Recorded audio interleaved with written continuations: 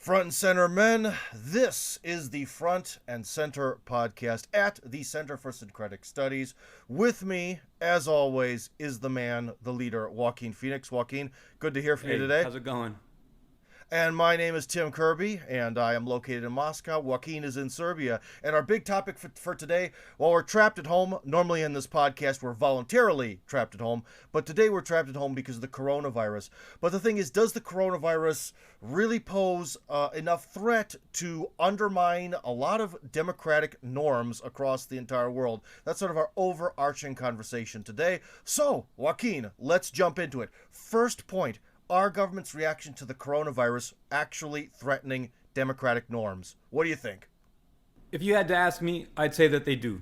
Now, without getting into a debate about whether democracy exists, I think we'll just defer to the... Well, we've already covered that. Right, we'll just defer to the common understanding of the word and you know, with all of its inadequacies. But I found a great op-ed that ran on Off Guardian, which is like the Guardian for people who know that Guardian's no good. And and it was penned by Kevin Ryan, and it's an excellent piece. And he kind of goes through. He poses the question in the headline, link below: could the COVID-19 response be more deadly than the virus? And now he approaches it from like a public health risk. So now I would say that has an impact on democracy as well. But he looks at like a lot of things, and he sort of goes through the numbers. And you guys are free to look at it yourselves, but he kind of looks at basically how there were 67,000 deaths from overdose in 2018. There were, you know, such and such number of suicides. I think it was related to unemployment. Then he goes on to show among the ones that were related to unemployment how the economic impact of shutting down the... But the thing is, Joaquin, you're sort of getting, or he was getting into the realm of when journalists write about science, which is always very scary to me. Because when people write about what they don't know, and most journalists don't know anything about science, that's why I don't write about science ever. I think it's a little bit of a danger. I mean, does it really even matter? Let's just say this. Would it actually make a big difference about our rights as individuals if the coronavirus is the threat people say it is, or that it isn't and it's a farce? Does that matter? Whether it's real or not? Yes. Well, I think that ultimately, I would say that it doesn't matter if it's real or not. I think that it does matter how serious it is based on the numbers that we have. And, you know, there's like the old expression, it's like, dude, why are you blowing that horn? And he goes, oh, to keep the tiger away. And the guy goes, but there are no tigers. And he goes, aha, there you see. So it's like, Mm-hmm. We very much could be in that kind of the tiger situation right now, yeah. So, you know, but I wouldn't want to tell people not to worry about this. I mean, you know, again, I mean, we're citizens, and as citizens we vote, and we have to and we have to have a conversation about where our rights begin and end, right? So, I mean, at a certain point, we have to interpret some medical scientific information. You know, at some point, we have to understand that. And so, from a public policy perspective, if a few hundred people have died of something, or 1,000 or 2,000 in a population of 300 million or whatever, it seems, you know, like, yeah, I'll be honest with you. So when Boris Johnson, when he first said, you know, that the herd immunity response might be the best, you know, response, my reaction was like, that's sociopathic and ridiculous. But then it's kind of like I thought about it more, and kind of living through now the Serbian response, which has been like crazy. Like, we are on lockdown right over here. It's, you know, I could see how an adjusted or rational approach to herd immunity might work out better, but with a very different policy towards people that are like over 65 or 70, right? So you would you know. But it seems that, you know, people who have kids will know, you know, or when you remember and you had like chicken pox and then your parents would send you off to your friend's house to get chicken pox. You know, it seems like we're working against that kind of immunity that kids would actually benefit because they're the lowest risk category. Again, I'm doing science, you know, I'm interpreting the data, right? But, you know, shoot me later. But I would say, that I'm just gonna go ahead and say that it's too much government overreaction overall based on the numbers that we're seeing, at least for the Western strain. I don't know what happened in Iran or what happened in China. I'm not there. I mean, but looking at what we've seen in England or Germany or the United States, it. See, when you get into like kind of the numbers, you can see that they're actually politicized, Tim. Well, here's one thing. I want to kind of go back. I like good old anecdotal evidence, or anecdotal musings, I should say. So, anyways, despite the fact that I graduated from a high school that's in the ghetto in the United States, by some weird stroke of luck, we had the teacher for comparative political systems and AP history and all that actually had a doctorate in political science. If you can believe that, she was quite on the ball, so we had a PhD teaching us. And we really went pretty deep. We took some deep dives into the U.S. constitutions. But one thing that, so she was definitely a fan of the U.S. system, but one thing even as a teenager I noticed is that, well, as soon as a crisis happens, basically everything's suspended. You know what I mean? It's over. Like during the Civil War, the whole habeas corpus thing, that's gone, So in a lot of ways, we believe in these God-given rights that are eternal and inalienable. Oh, there's a crisis, doesn't count. And I think that that's kind of what we're starting to see right now. And especially as someone who's living in Russia, one thing that is written into the Russian constitution, because the Soviets wouldn't let you move around as you wanted. You could kind of take a vacation where you wanted, but there was a lot of restrictions on travel. So there actually is a specific, let's just call it amendment in the Russian constitution that does give people the freedom of movement. Although Clause 3 of the freedom of movement excludes emergencies and quarantined areas. So do we really have freedom of movement then? Right. You don't. So, I mean, for me, then it really does matter that citizens and journalists have to be able to interpret scientific data because at least to understand if that scientific data is being politicized. Because if every country is reporting these numbers differently using different criteria, like Italy for a while was like, if you have a cough and a temperature and those are COVID-19 symptoms, then absent a test, we're going to call that COVID-19. It turned out that only like a fifth or a sixth of the cases in Italy that were being recorded as COVID-19 were COVID-19. And that's not even the people who died, right? So then the tests were a problem because it was something like, and again, shoot me later if I'm wrong, because I'm just going by, credible enough reports and things that actually doctors have been saying, who are Yale and Harvard doctors. We'll give a link below. So we have two articles for people to look at. One is 12 medical experts speak out against government reaction to COVID-19. And the other one is 10 medical experts, with skepticism about or criticisms of the government or policy response on COVID-19. And so just sort of looking at what they have said and being a person who thinks and, reads and then has thoughts about what he's read, it seems that they're making some pretty good points, Tim, that, maybe it's not the question of whether governments should have these powers under a state of emergency or not, but what criteria are they supposed to use to declare that, right? So I think we would agree that if you have a war, or, if there were actually 100,000 or 200,000 people with fevers, and it was this, like, there's just something missing from this frickin' pandemic, dude, which is the sick people that would tend to go with it. You're not seeing, it's not like some sort of cartoon of the Middle Ages where there are people with dead bodies in carts taking them to the cemetery. You know what I mean? There's not really that sort of imagery associated with things. Well, here, let me provide the counter argument. From the Russian media, their argument is that the main thing is, as long as we get through this with a slow sort of evolution, basically everyone's going to get it eventually, but as long as we go through this kind of slowly, the medical system, and forgive my hand for being green, I cut myself. But as long as we go through the this process slowly, we'll have enough time for the medical system to adjust. We'll be able to, basically treat everyone. More people will survive, and it's not going to create a national crisis, and that's going to be awesome. So that's their argument. And here's the problem again: is first off, you're actually going to doctors who work at Yale. That's a good start, but a very good start. But for me personally, as someone who doesn't work in the medical industry, I don't really have the ability to say, oh, that's a good plan, or that's complete BS. I can't tell you, Joaquin, and I can't tell our audience either. I'm sorry. So, do you think that's a valid plan?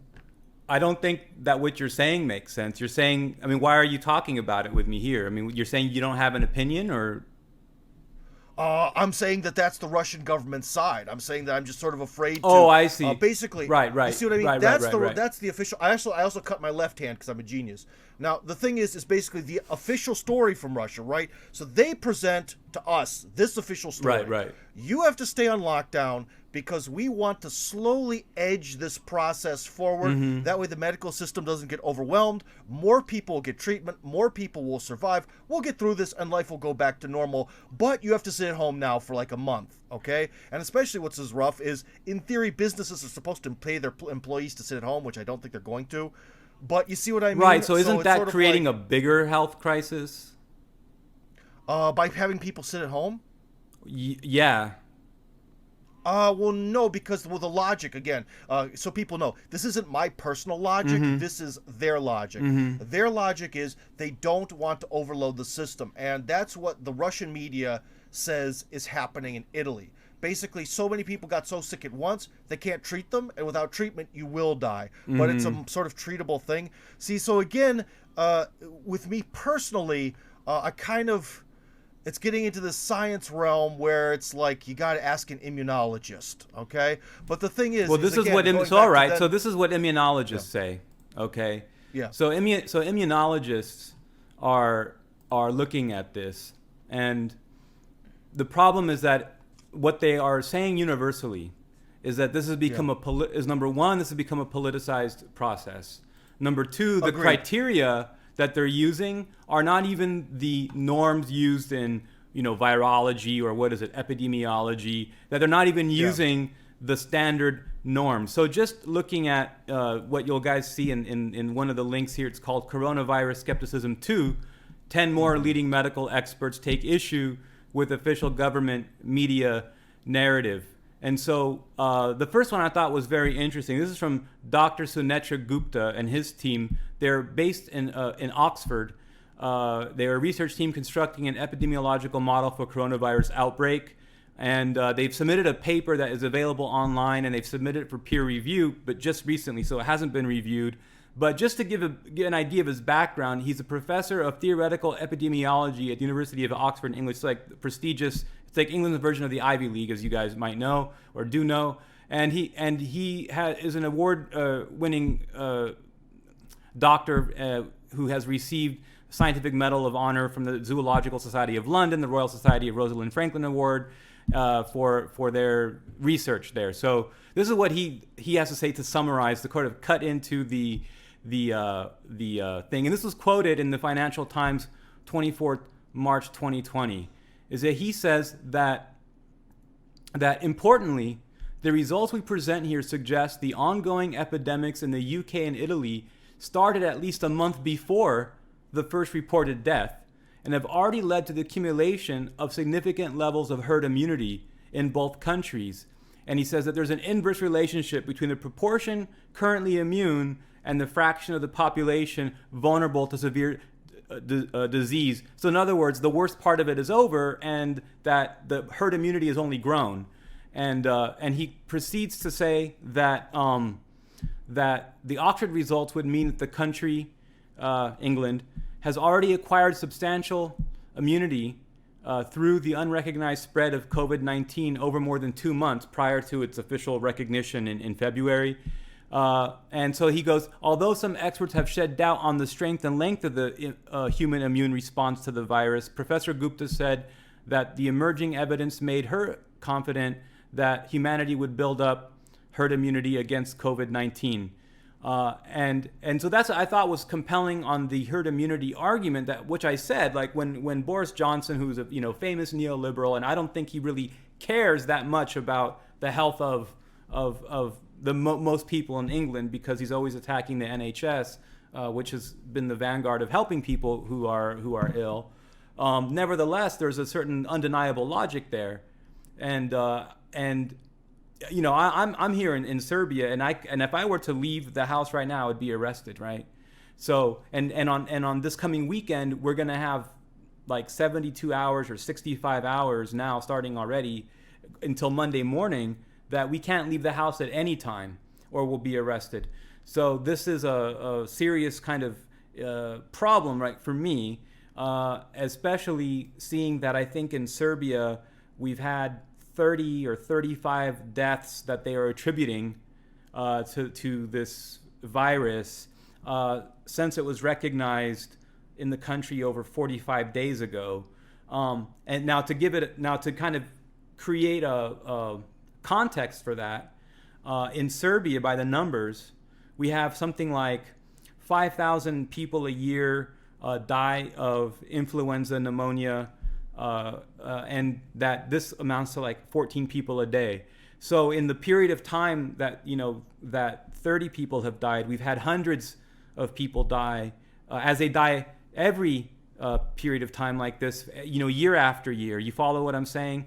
So it seems that why haven't we shut down society already? But so anyways, from the Russian perspective, the media's telling us, well, hey, look, just because there's not many cases, that means it's working. We could be like in Wuhan, China, or like in Italy, where people are dropping like flies, in their opinion.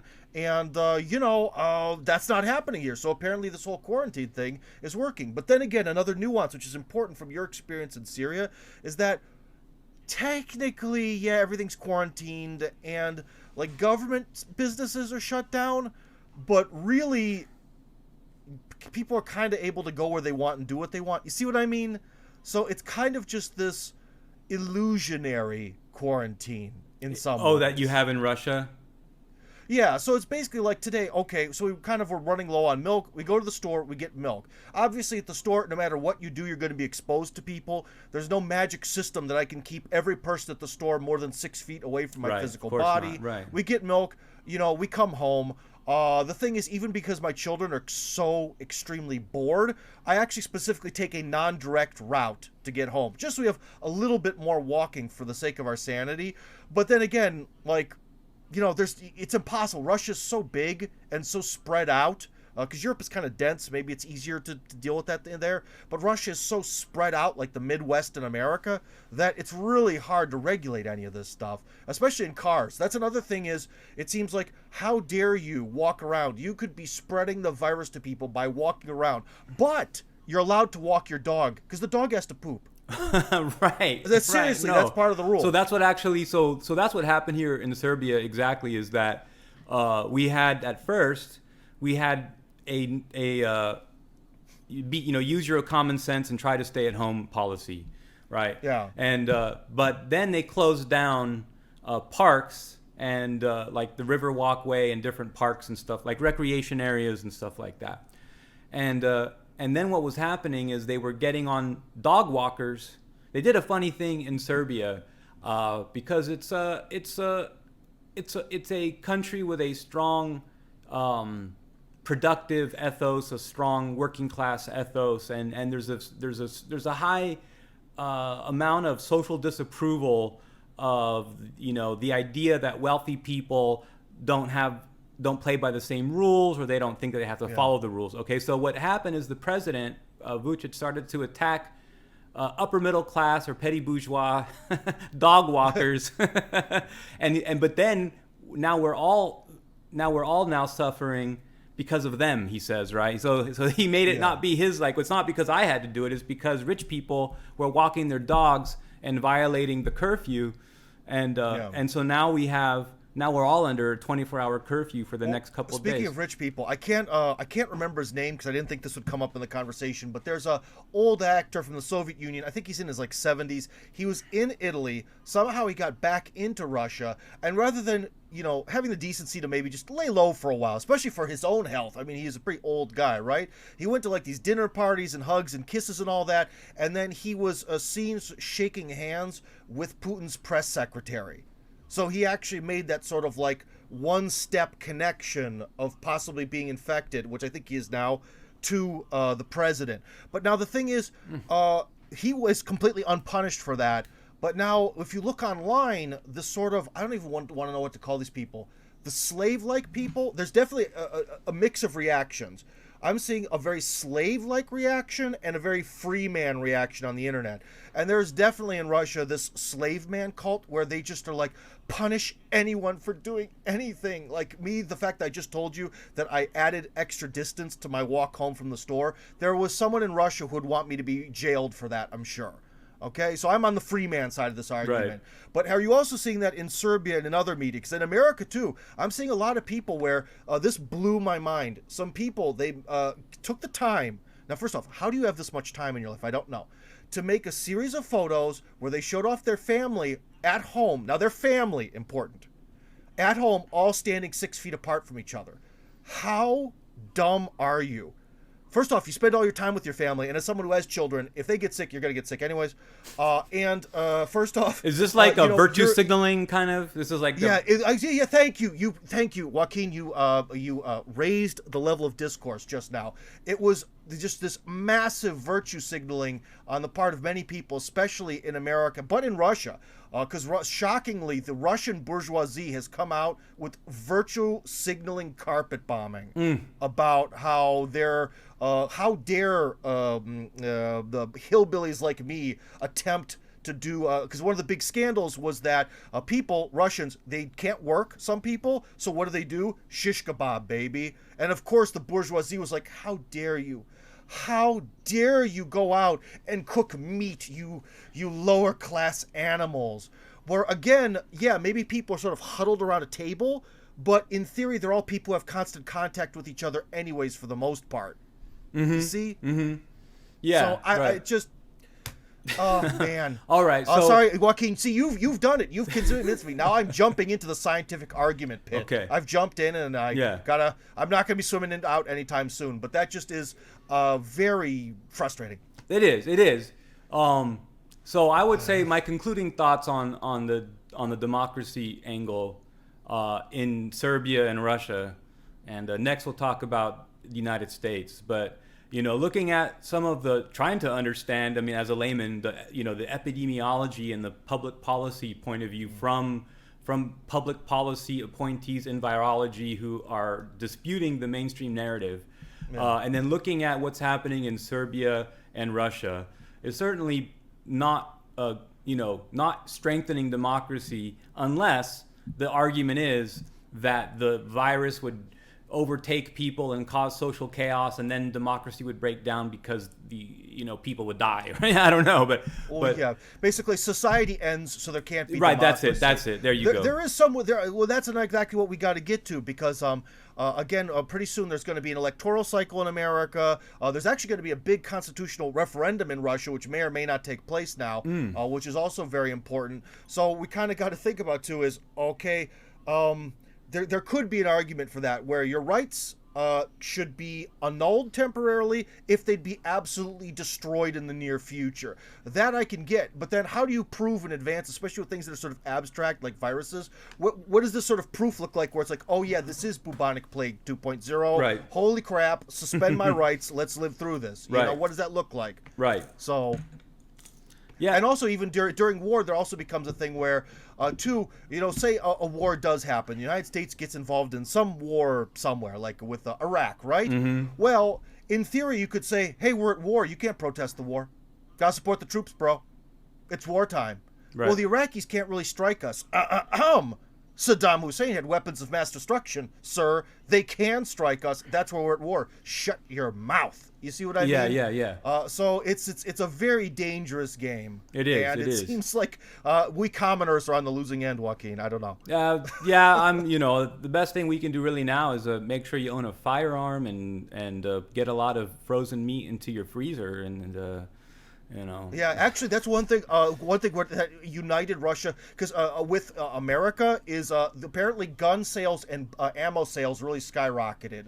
So Russia is joining America on Team Paranoid. The thing is, it's a real pain in the butt to buy a gun here, and I don't have the money, so I am gunless for now. Yeah. I've been kind of putting it off. So if the zombie apocalypse does happen, my cheapness is gonna To be the reason that bite me in the butt. you get infected. All right. Yeah. All right. That's a wrap for this segment. Front and center, men, part 2 of our big discussion going into how the coronavirus is going to affect especially the American primary electoral cycle and the Russian referendum, which many of you may not know about, but we'll get to that later. But the main thing is the new battle of Biden versus Sanders. So, Joaquin, I know you're really paying attention to this even more than I am. So tell us, how is the coronavirus going to affect the primaries? What do you think? So this was what blew my mind. So so during the whole primary process for the elections that were taking place in February, it was already being told, the public was already being told, like, look, stay at home. If you don't be in crowds more than 5 or 10 people. So this is at the time that the same Democrat Party that was attacking Trump for not taking it seriously enough told their constituents to go out and vote in primaries, and the DNC's response to the virus was completely contrary to what the CDC or the World Health Organization would recommend doing, which is, for example, look, which is to not close things down and leave a few things open, because then you just crowd all the people into those few things that are open, you see. So the way that you really want to do something, like, for example, is that you don't actually want to have curfews during a plague. You actually want stores to be open 24 hours so that people can go to those places at spread out times so they're not in the same place at the same time. Yeah. You want more stores open. That's exactly like how the Walmart toilet paper scare created everyone bunching together in line to get toilet paper, basically. Right, and then they all infected each other, right? So then, so you want to have more stores open for longer hours. So now democracy is like a problem. I would agree that it doesn't exist, but democracy is a problem in the United States anyway, especially with how hard it is to get to polls. So they try to like cut, they might know that working class communities might vote more conservative on social issues and more liberal on economic issues, and neither party really likes that kind of crossover effect of the working class. So they actually try to promote the middle class out to vote, who are more reliable. So like middle class Republicans are more solid on the Republican line, middle class Democrats are more solid on the Democrat line. They don't create this confusing syncretic nonsense that they're trying to avoid, right? So now what they do in the United States is they actually intentionally make voting for people who live in working class neighborhoods more difficult. So what the DNC did in response to this virus, instead of like opening up more voting stations, they actually disenfranchised voters further. So they closed down more voting polls. So, and then instead of saying, now, actually all of these primaries can be held up until September and still get the job done. So, however, the DNC, like the head of the DNC or the DNC spokesman, was it Tony Perez or whatever? Guy's a sociopath. He's telling people to go out and vote. I mean, Joe Biden's telling people to go out and vote. It was crazy. So now Bernie Sanders failed his people too, saying, yeah, go out and vote. But he was saying, well, don't go, try not to vote, try not to get out and don't be unsafe. But Biden said the same thing. And it's like, it made no freaking sense, because you can't, this is what Biden said. He's like, if you think that you have symptoms, or if you think that if you are in a low risk category, go out and vote. If you don't have symptoms, go out and vote. It's like, motherfucker, this is not how the thing works. If it's a true thing, if it's a true thing, this is not how it works. Like, you don't get, you can be very contagious and not be symptomatic, and you can, also get it from people who are not contagious. So it just doesn't make any sense. You can get it from people who aren't symptomatic. So it didn't make any sense what was being said. So now, with all that said, the DNC has now canceled the primaries and have rescheduled it for for August. So they pushed it out of July for the convention, I should say. The convention is probably going to be a brokered convention anyway, because the Democrats can't coalesce around a single candidate. And now this sort of opens, I think, a lot of doors for basically falsification, because things are always kind of vague with the American electoral system, and I think they're going to be even more vague. So do you think that this is going to be the second time that they stamp down Sanders? I'm not saying Sanders is the golden man who's going to save America, and so right. But just talking about within the party's legitimacy. You're talking about from the DNC's point of view. Yeah, right. I got you. Yeah, because last time they did it for whatever reason. Right, and it killed them, and it's one of the reasons that Trump won is because now just looking at the numbers that exist already, even though what the CNN and liberal left, Democrat Party loyal media is showing are numbers that show that Biden is ahead of Trump in these very basic one-dimensional, univariate polls. Now, that said, and I'm going to dissect that problem, but that said, okay, we're going to look at how coronavirus is going to flip this all around. But even if we assume that those are true, and they're not, because from the last election that showed the Hillary-Trump figures, it actually was established by numerous watchdog groups that CNN was flipping those numbers in the same way that maybe, Pete Buttigieg and his shadow corp, hacked into the Iowa straw poll and flipped the numbers around. Like the DNC is being fed, is feeding to the media polling institutions that used to be more credible that are showing Biden at, whatever, 52% and Trump at like 47%. And when it just doesn't, as a person who comes from a family of Democrats who in his first few elections, in the 90s, when he was first eligible to vote, myself, voted for a Democrat, and a person who agrees with progressive Democrats on a number of economic and issues, but I disagree with their social issues largely. I want to see them do well on certain things, and I want to see them shape some discourse on certain questions. So I'm not some Trumper with like an axe to grind, against liberals or Democrats, right? I'm just establishing that so it's understood. They are sabotaging themselves, like you suggested, and it's going to be just like 2016, where they lose all the legitimacy from having rigged this election. Now that they're kicking, and so Biden is, absent. He's like disappeared. You've got Cuomo instead, governor of New York, Cuomo, being interviewed by his own brother, like, what is it, Chris Cuomo, the guy who's on CNN, and that's not a conflict of interest. And they're, Bloomberg was the ultimate conflict of interest. That was just impressive for his brief time running. And the fact that he didn't pay his staff, which is also amazing from a billionaire. But one thing I even just want to sort of add into this whole discussion about the Sanders issue, you sort of touched on this, is about your personal feelings. I wrote an article for the Strategic Culture Foundation that the Democrats should go with Sanders. But then people are like, but Tim, so that means you support Sanders. But I thought you also said that if Sanders actually gets to enact all the policies he wants, it'll be too bad for America. Yes, I think Sanders can win for the Democrats. I think his emotions are kind of right. They're generally right. But the problem is when it comes to the whole how to get from my emotional feelings of what's good to actually doing it, holy moly, this guy's like a kindergartner. All right?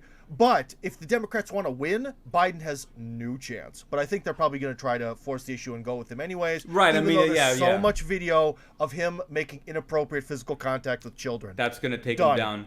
Done. I mean, especially all the Pizzagate voters, The thing, though, is, people have a hard time having a conversation about objectively the horse race. And it's like when people talk about sports and it's like, I think Mayweather's going to win. It's like, how can you be a Mayweather fan? I'm like, I'm not a Mayweather guy. I'm just saying I think he's going to fucking win. Yeah.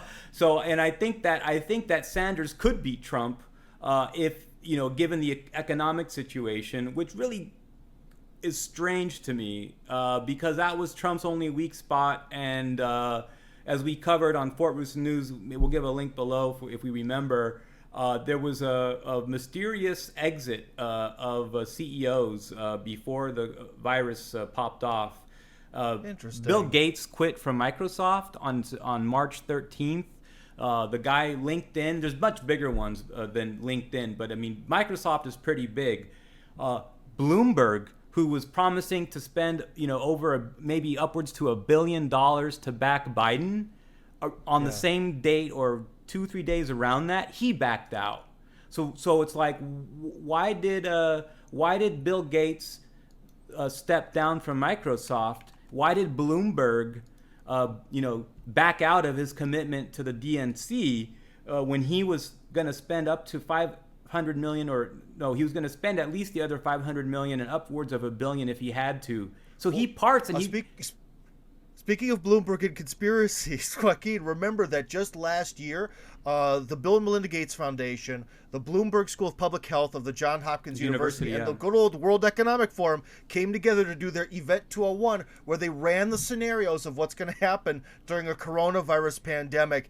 That's one of those things where it kind of makes me want to start making a tinfoil hat, Joaquin. I mean, that's just crazy. Right. Coincidence, again, about rich people and this sudden action. Well, what I can tell you is that there's, I don't see, if they're really saying this thing as serious as it is, and then you're talking about next November is the actual presidential election, and that's supposed to be sort of as winter sets in, and they're going to say that, that coronavirus has come back again, it raises a question.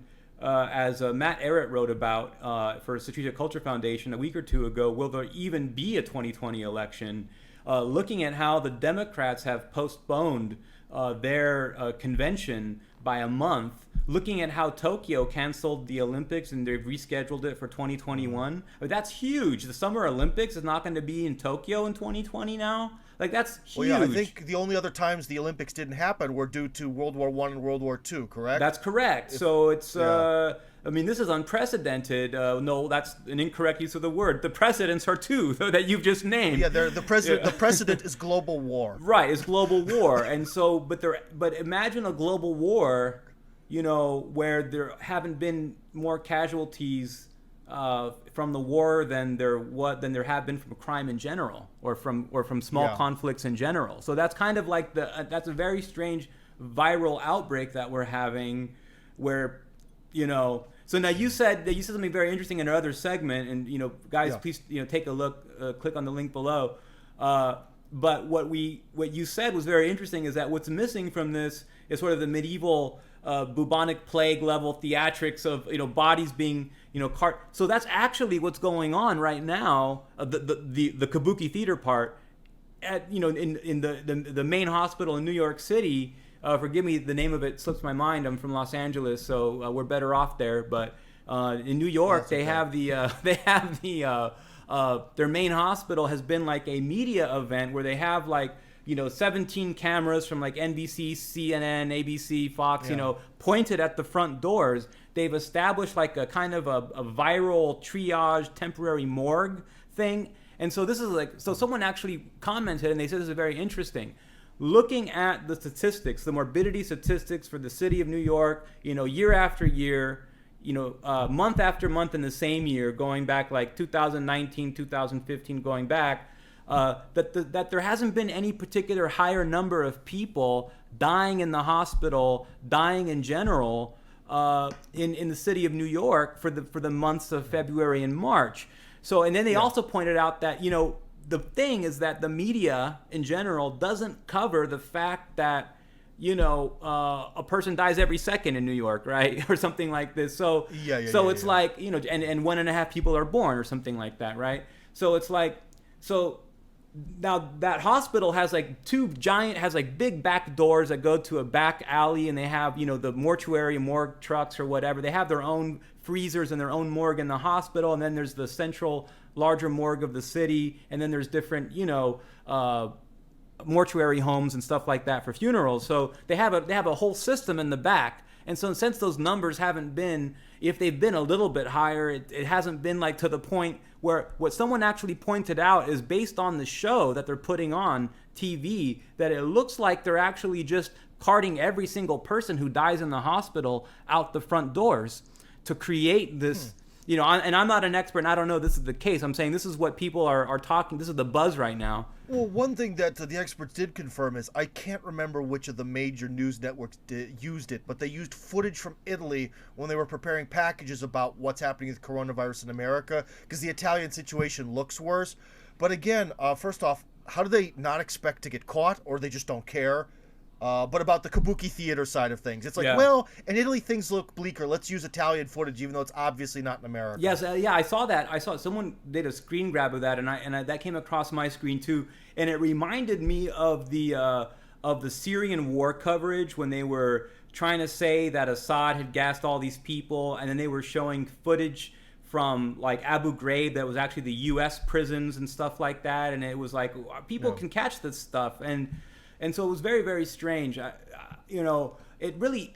The problem is that it's creating a rupture in the public trust, and now that we're under martial law, we have a martial law, a state of emergency here in Serbia. We don't have elections that were supposed to take place in April have been frozen. So, and we know that the State Department, the U.S. State Department, has been planning to run opposition. And have been trying to, get rid of the guy in charge now, Vučić, who, with all his imperfections, and his policy of appeasement. It's a country of 8 million people. Sometimes what can you do but appease, right? But the economy can't survive on its own. They wouldn't survive sanctions. But without making excuses, though, I mean, I can see it from the point of view of wanting to, put a kibosh on elections if they thought that the... Well, and here, let's go again into a little bit of the conspiracy zone. Because if you remember, about a couple months back, start of the year, all of a sudden, out of nowhere, Putin dismisses all of his cabinet. Some of them came back. But mass cabinet dismissal said, hey, we're going to have a referendum coming up. Now, the thing is, the media always obfuscates this issue because part of it is it could allow Putin to, as they call in Russian, re-zero himself, basically set his dial back to his terms, odometer back limits to zero about his presidency.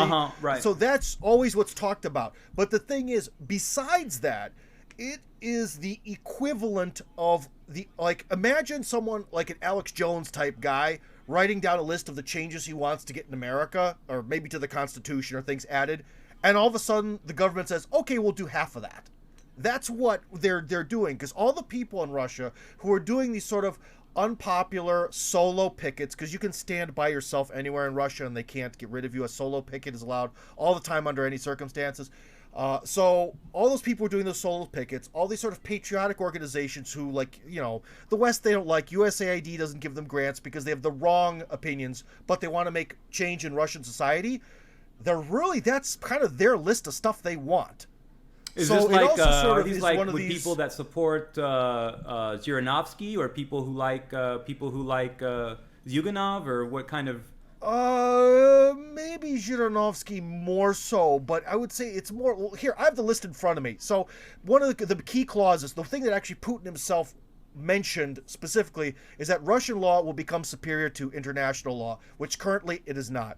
He wants to make Russians the state-forming nationality of a multinational union of equal peoples, which is also important. That could be the first step from liberalism to illiberalism, because it introduces a group identity into the Constitution. That may sound like some sort of bureaucratic nonsense to a lot of people, but that's a game changer. It is, okay, right. Now, if I can interject, I mean, just to give the audience some context, in the Russian Constitution, it explicitly says that the state shall have no ideology. And this sounds like sounds like it's starting to creep in, ideological components defining what the people is and so on. Yeah. So the ideological ban is another thing. The number one thing that Russians who are in the know, again, this is the more intellectual patriotic group. It's not like guy at home, watching TV. No offense. I'm not trying to sound elitist, but that's the reality of it. But the sort of intellectual patriots, it's humiliating to, in theory, have to obey international law above your own, even though a lot of times that's ignored. And that's probably then really the number two issue of what gets people absolutely riled up here. And it's true, and that's absolutely the way it is. And there's some other issues about declaring that Russia as a nation is over 1,000 years old, things to improve the birth rate, and about ideology. One thing is that Russians are now going to be obliged as a state to defend a certain historical truth. So the ideological ban of forcing you to believe in an ideology stays. But the duty of the Russian state to try to... the problem is there's this word in Russian that translates badly. It's sort of like to upbring someone or bring up someone, to provide some sort of national upbringing into a certain culture. That is going to be introduced. And I think that that's a very good... Because if we go back to the Soviet Union was, you must believe in this or you're in trouble. Now it's... we have liberalism, and you shall have no other gods before liberalism.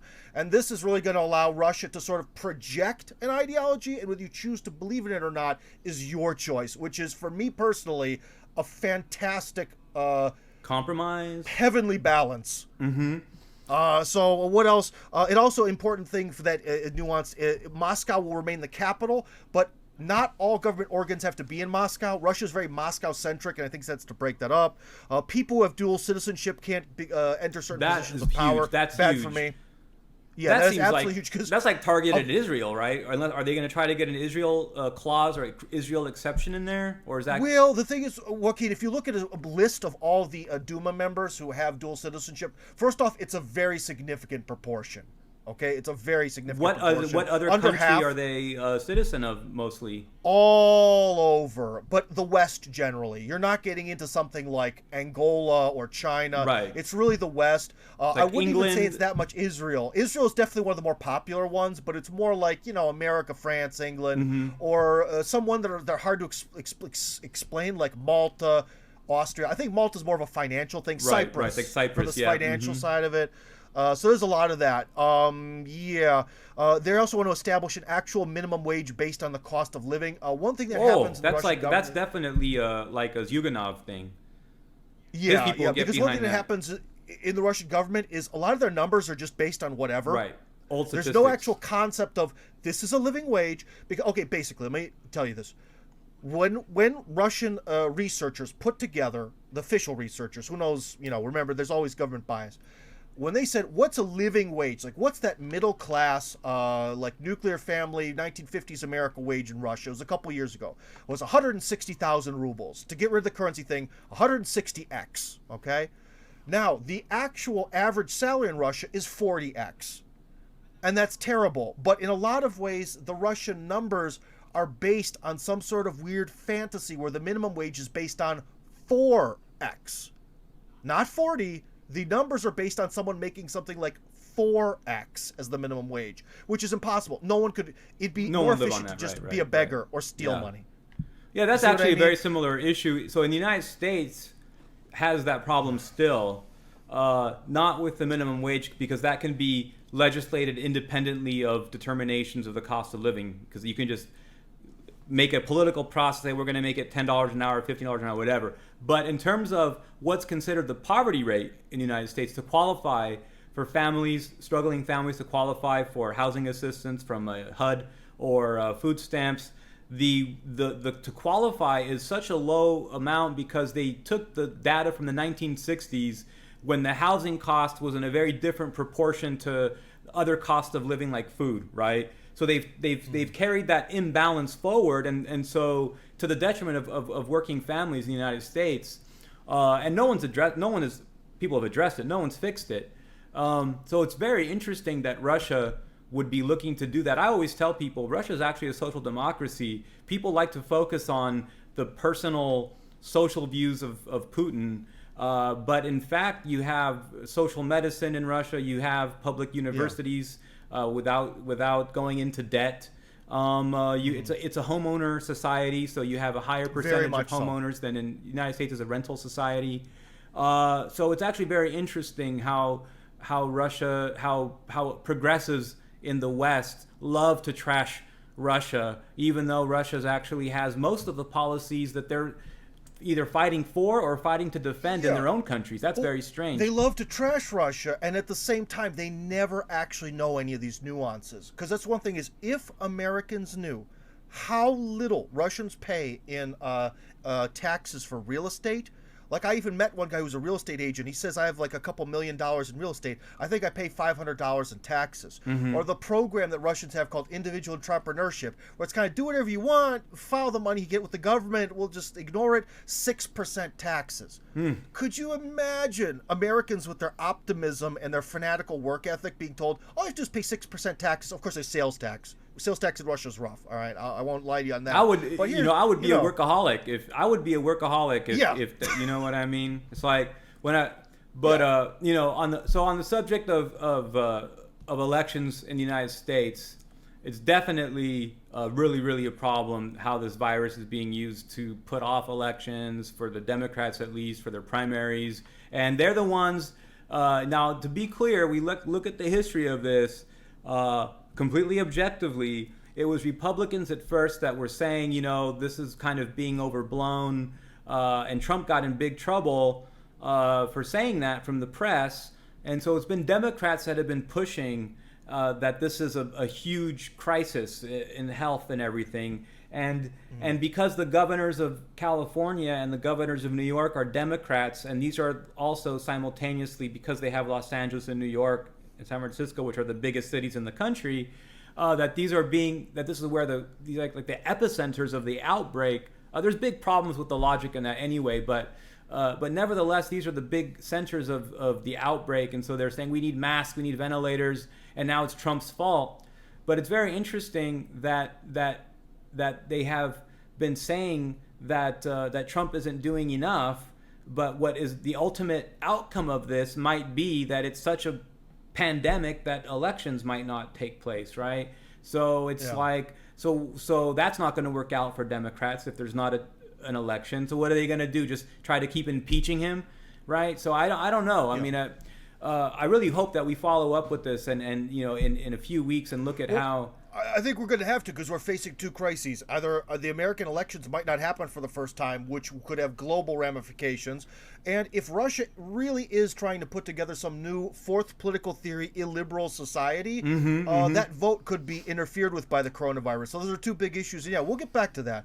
But now let's get to our third topic, our third and final point about the coronavirus discussion. Under what circumstances can you actually declare a crisis? So, Joaquin, we've had some historical examples. Just going to Wikipedia, we have, because sometimes actually Wikipedia is better than you think. It's getting better with time. We have Abraham Lincoln suspends habeas corpus during the Civil War. On a pretty rough example is when Franklin Delano Roosevelt put the Japanese in internment camps in America. Not exactly a bright moment in American history. No. And Harry Truman declared the use of emergency powers when he nationalized private steel mills that failed to produce steel because of a labor strike in 1952. That in connection with the Korean War. So, there's some American historical examples. When can we declare a crisis? What's the qualification? Here's the problem. So the CDC and its reliance on the nonprofit industrial complex, and in particular the World Health Organization, directly more so, there's just too much influence from parties that have a conflict of interest, by whom I mean Bill Gates. So Bill Gates, and you talked about Event 201, and maybe this is the real topic here, because it's almost like we had in October the Event 201 simulation. Then they're talking about exactly this type of scenario that happening. And what would government's response be? How is the public going to respond on social media? To what extent should we monitor, suppress, and censor social media? People questioning the narrative, that is a problem. And so, at what point? I think that the problem is that there are not truly independent organizations that have the authority to declare pandemics or to declare the severity of it. So in a pandemic, the problem is this. First of all, is our terminology. So, and I just, a pandemic can exist of a illness that has a low morbidity or low lethality. Okay, so that doesn't. So just because it's a pandemic is declared doesn't mean that you have effectively a state of emergency. Now, on a separate note, if there is a state of emergency, I like that an executive authority can force, profit-driven companies to do the right thing and produce in a time of war, to produce in a time of conflict, to produce in a time of a serious crisis. If Obama had done the same thing with the victims of Katrina, there would be hundreds of thousands of people who wouldn't have lost their homes. There would have been hundreds of thousands of people who didn't lose their lives. Many people moved to Texas from Louisiana, and look at the homeless rate in Texas. Look at the spike in crime in Texas that occurred after Katrina. So it was made for real estate investors to come in and clean up, and then they rebuilt New Orleans, as some upper middle class party town, and they just gutted out the working class. The average Joe just lost his freaking life. And so what you're saying is there's sometimes room for some drastic executive absolutely action. So I saw just recently Trump is pushing on 3M, which has masks and stuff like that in its factory in Indonesia or China or something like that, and he ordered them to send it over. They're fighting it, and he's going to drop. He's on a Twitter war right now. Threatening. He calls it like the P something. What is it? He's calling it. It's really pretty funny. He's not trying to use the word, but it's basically to exercise this authority that you said was established into law during the Korean War. It allows the president to, in a state of emergency, to order private companies to do what the president determines is the right thing. I can see that how I could definitely see how abuses of power can happen, but in this particular case, how I have this, my kind of, feel on it is that, number one, the fact that on the one hand, the virus has a theme of illness in general. And if you look at people are taking screenshots of their medical bills and things like that, and how they're getting billed. So on the one hand, it's a great argument to underscore how the private insurance scam is the opposite of healthcare, and that we need some national policy on healthcare that is social in some way. And in fact, some of the proof of the pudding is that in a lot of ways, Russia, China, and some more sort of Eastern former Soviet bloc or still communist countries like China have actually dealt better with the crisis because they have that sort of network of socialized medicine. So basically the thing is, in America, because it's expensive, everyone is terrified because if they get tested, they're going to be locked away. They're going to have to pay for it. I myself, I'm very thankful I had my appendix removed here. Right. Because I was, if I would have been in America, because they just got it out in time before it blew. And that's only because I lived here, and I thought, well, if it's going to cost something, it's probably not going to cost much. All right, I'll call the ambulance. In America, I could be dead. Yep. And that's really what's happening with this coronavirus thing. I can tell you. People are terrified. So I had a thing a year and a half ago. I was hiking, or I was in a brush countryside outside of Florence in Italy, and I got bit by a tick, and I didn't know, and it dug in, and so I got Lyme disease, and I got the target rash and everything, and I had to go, get a whole panel, ELISA, blood work. I had multiple doctor's appointments, and I had to be on antibiotics. I had to go back for a follow-up. So in the United States, the panel alone of the blood work would have been like $2,000 to $4,000. And if you have a regular plan, well, that's your copay. Okay, and then the antibiotics. So here in Serbia, I think my total out of pocket was like 100 euros altogether. Yeah. And it was money, it's money, but it was 100 euros for something that would have been $7,000 or $8,000 in the U.S. Yeah. And between the panels and the antibiotics. So here in Serbia, the state, this is a country where the monthly average salary is like 300-400 euros a month. Okay. Yeah. So 100 euros is still a lot, but even in comparison, $10,000 is like $10,000. It's $10,000 in the U.S. It's like 65% of Americans don't have $500 in the bank.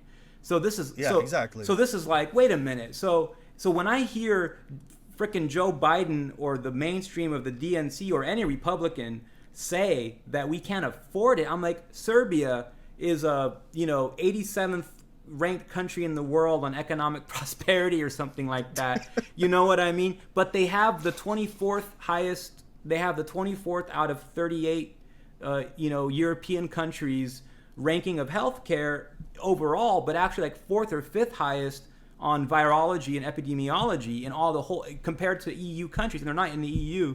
And the U.S. places like 40th or 50th or 60th on those metrics that Serbia places like 35. So it's actually, we have twice as good, or however that works, healthcare compared to the U.S. by the ranking number. I don't know how that breaks down. Despite having only a tiny fraction of the economy. By having it, right. It's just like I got an MRI on both knees for $75 here, which I'm sure, I don't know how much that would cost America. About $5,000 or $6,000. Yeah. No, it's crazy. And and by the way, it's the same machine, because in Russia they don't make MRI machines. They're all so it's literally the exact same machine made by the same small handful of manufacturers who make MRI machines. America's got to do some soul searching about these priorities. And I mean, the honest truth is that the biggest problem in America in terms of consciousness of voters is the media distorting things. But second to the media distorting things, it's the imbalance of the population. So what they basically did is they took the largest voting block of people, who's been the largest voting block of people in the country since 1972 or 74, which are baby boomers. And they've catered all policy towards that largest voting block. That's like you said, there's problems with democracy. Like, so the majority rules. So they have this majority demographic that were the most subsidized generation in American history in the 50s and 60s. They rebelled against their parents because they didn't actually need their parents to learn work ethics and ethics in general, because they didn't need to worry about the family business, because America had set up this huge public works, huge new bureaucracy, huge new universities, huge new economies of scale. Like, everyone coming out of high school and college was guaranteed a living wage and beyond. People were becoming homeowners at 25 years old. Okay, I mean, not mortgage holders, homeowners, right? At 25 years owners at 25 years old, and then they took the same generation, and then when the U.S. was taken off the gold standard under Nixon, then they just loaded them down with credit cards. So when something happens, they have a credit card, and then they want to pay off the credit card, they can take out a home equity line on another line of credit that has a lower interest rate, and then pay off the credit card with the equity line, and then if they had a problem with their equity line, they could take out a third card, and they could actually have like multiple lines of rotating credit to pay off everything. Yeah. And so they created a lot of inflation. Not the generation. I'm talking about the banking institutions. The sociology of a demographic behaving a certain way is predictable. You can't blame them. Yeah, that's why one thing I kind of don't like is there's this new trend of the okay boomer. Yeah, I'm not blaming the generation. I'm blaming the policy. Where everyone's right. like, let's blame the baby boomers themselves. That's like blaming the soldiers who went to Vietnam to fight for the Vietnam War. That's right. Yeah, that's right. They didn't want to go. It's the ageism that's happening is definitely a controlled paradigm, inter-controlled paradigm fight to set one group of citizens against the other. The same voter disenfranchisement, the same illusion or non-existence of democracy that we face today. Baby boomers didn't really vote for things. I mean, it's just manufactured consent, right? So, and I know plenty of people of the baby boomer generation who have exactly the same political views as people who are like 18 years 100%. old now, on both sides of the aisle. 100%. So again, there is a little bit of a generational difference, but that has to do with like smartphones. It doesn't have to do with their belief systems, really. No, but there is a difference between your excitement level about. I mean, if you ask someone passively, "Hey, are you against game hunting?" and people are like, "Yeah, I'm against game hunting," but they're not like, it's not like their main issue. So the thing is that the largest block of voters who had these guaranteed jobs as a demographic, and then had health insurance, and now they're on Medicare and Medicaid because they're retired now. So it's like the healthcare issue is one that they know that they support. The same thing that 20-year-olds feel, which is Medicare for all. Bernie's view on Medicare is popular with like 65% of the population. So, that means even 20% of Republicans are supporting Bernie's Medicare for all plan, right? So that's really something. So I agree with you. It's not a generational thing, but how this so-called virus has highlighted an important aspect of what we do. I mean, it's said that England was able to adopt the NHS public system as a consequence of the German bombing of England in World War II. That the way that it kind of brought people together in the sense of, you know, we need a common system and that we're all in this together. It was born from the travesty of that war. And so in the U.S., you know, I'm of two minds. I mean, they're not contradictory, but I say on the one hand, it's drawing an important public policy issue about healthcare crisis in America. On the other hand, there doesn't really seem to be the numbers of people that are like ill or dying, at least, to justify the state of emergency, right? But then because this crisis is being inflated, as I have it, and forcing the president to do things because they're actually trying to use this to unseat him. You see, they're actually trying to, right? So now then he has to, like, you know, evoke the executive authorities from, you know, from the 50s, from the Korean War that you mentioned, to force, you know, General Motors to produce ventilators, or to force 3M to send masks. So, you know, there's a mix of things going on here. Yeah, a big mix. But the thing is with 3M, one of those M's stands for Minnesota, so they better get their butt in gear and help America. But anyways, Joaquin. Is that true? Is that? I didn't know that. Isn't it Minnesota Mining Machinery something? Wait, hold on. I had no idea. No, I don't know. I just thought it was Scotch tape, you know? Hold on. We have Minnesota Mining and Manufacturing. We have a fact check here, folks. That is fascinating. Yeah. I did not know that. Yeah. Wow. Well, I learned something there. Yeah, we learn something new every day, but that's probably the least important thing that someone learned on this particular episode of Front and Center, because we really got into it with the whole coronavirus, from the science to some of the conspiracies and to some of the effects it could have on the elections, and it'll definitely have an effect on the United States, Russia, and maybe even Serbia. Anyways, it's been wonderful being with you all. Tim Kirby, Joaquin Flores, dismissed.